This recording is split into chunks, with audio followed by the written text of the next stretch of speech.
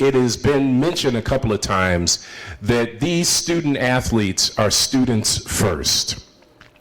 They've been given an outstanding opportunity to get a quality education at two of the finest institutions in this country.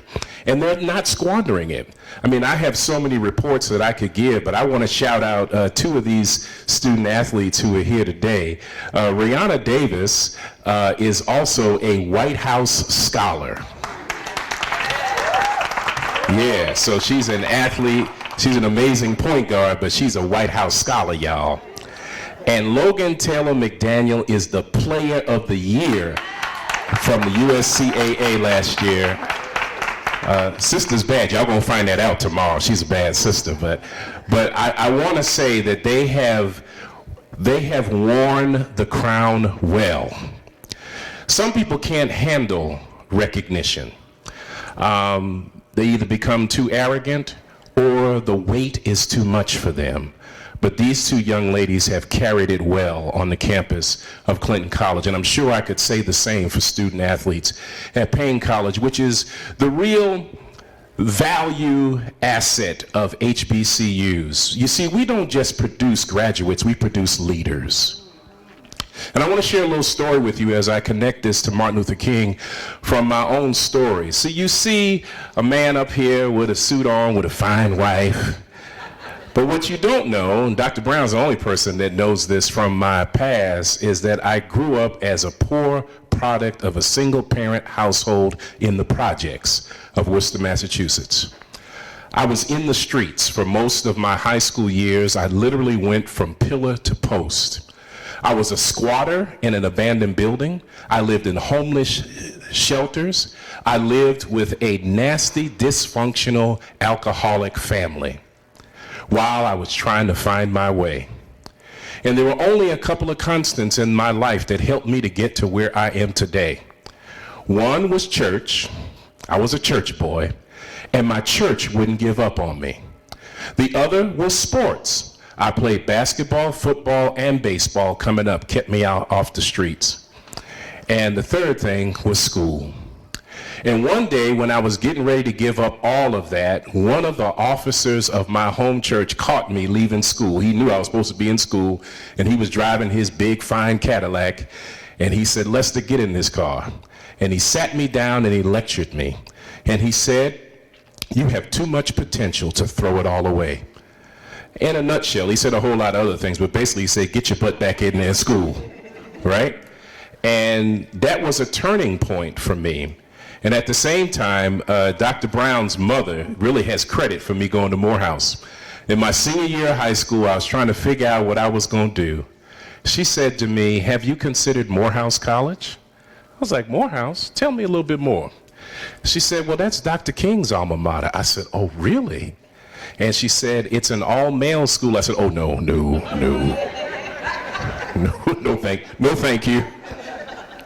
But then she said, "Spelman College is across the street." I said, "Oh, tell me more," right? Long story short, I got in on a wing and a prayer, and it was a Baptist preacher. His son, and Dr. Brown knows Reverend Richard Wright, his son, Chris, was going to Morehouse. His daughter was already at Spelman. And I was going, but I didn't have no money. And they said, "We're going to get you in." I had one trunk with all of my belongings that I put in the van of the Wright vehicle, and they drove me from Massachusetts to Atlanta to a place I had never been to before. Had never seen Morehouse, had never been to Atlanta, had never set foot on the campus. But when I got there, I knew that I was somewhere special. Of course, it changed the whole trajectory of my life, but the reason I was reflecting today is because at Tabernacle Baptist Church, they lifted up the C.S. Hamilton Scholarship that they're raising, and they said their goal is to raise $50,000 to help deserving students go to college. And the reason I sat there with gratitude is because Reverend Wright, when we got to Morehouse, I couldn't register, I couldn't go. They're looking at me like, "Son, you're not ready for college." But Reverend Wright sat, and if you've been to an HBCU, you know what I'm talking about, sat in the business manager's office for hours to make my case, because there were a whole lot of other students They were trying to make their case. And finally, we went inside, and Reverend Wright said to the business manager, I know this boy doesn't have much now, but if you let him register now, I'm going to go back and raise the money for his tuition. And somehow it worked. And Reverend Wright went back right at this exact time. He went back to the Martin Luther King service at Worcester, Massachusetts. And he said, y'all remember little Lester, who used to give the I Have a Dream speech? Well, now he's at Dr. King's alma mater, and he ain't got no money. And those people reached in their pocket and raised enough money to pay my tuition and sent it to Morehouse College. If I was in church, I would say you could shout right there. And that was the beginning, right, of a journey where people invested in me and believed in me. Because the truth of the matter is, when I was 11 years old, I learned the I Have a Dream speech of Dr. King. And I would stand before large crowds and give that speech. And I didn't know at the time that God had a call on my life, that God was doing something in this little knock-kneed, nappy-head boy from the projects. He said, I'm going to make something out of you. Just keep saying, I have a dream. I have a dream. I have a dream. And every time I would finish that speech, I would look out in the audience and people would be in tears when I finished. And I thought it was because I was such a great orator. But the reason, first of all, it had only been about 10 years since the assassination of Dr. King. And so it was still fresh on people's minds and hearts, the pain and the collective sorrow of a nation of losing a leader like Martin Luther King. But the second reason they were crying is because this little boy was up there talking about, I have a dream. This young boy, who maybe didn't even understand all that he was saying something much greater, much bigger than himself. And if he could just catch a hold of what he's saying, he could be something one day. I wish Louise Bertha Baskerville, my Sunday school teacher, could see me now. I wish Lavinia Meeks, my youth director, could see me now. I wish Willa Troy, my Sunday school superintendent, could see me now. Because they invested in me. They believed in me. They saw more in me than I could see in myself. And the reason these celebrations are important is because we are continuing the legacy that started before Dr. King and certainly will carry on long after his departure. Today, as we celebrate, let us be mindful that there is a purpose greater than every one of us. No matter how gifted and talented we are, no one gets to where they are by themselves. Howard Thurman, who was a mentor of Dr. King, said, if you ever see a turtle on a fence post, you know he didn't get there by himself. And so that's my testimony. I'm here because Morehouse College believed in me. I'm here because Plumley Village believed in me.